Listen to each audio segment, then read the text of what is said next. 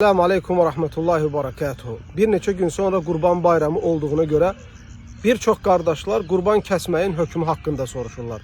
Qısa olaraq onu deyim ki, əziz qardaşlar, kimin imkanı varsa onun qurban kəsməsi vacibdirmi, vacib deyilmi məsələsində elm əhli məşhur iki rəyə bölünürlər. Birinci rəy odur ki, imkanı olan adamın qurban kəsməsi vacibdir.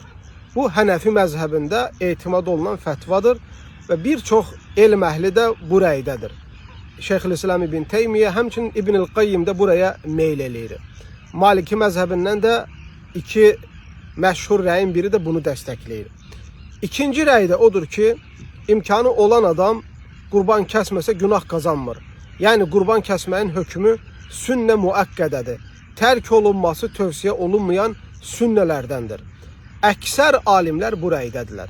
Şafii məzhəbi, Həmbəli məzhəbi və Maliki məzhəbində ən məşhur rəy də, etimad olunan rəy də bunun üzərinədir.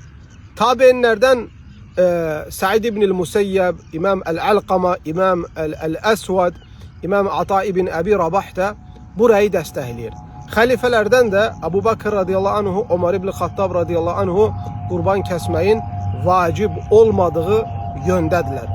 Qısa olaraq onu demək istəyirəm ki, etimad elədiyimiz rəy qurban kəsmək sünnə müəkkədədir. Bu fəziləti imkanı olan adam əldən qoymamalıdır.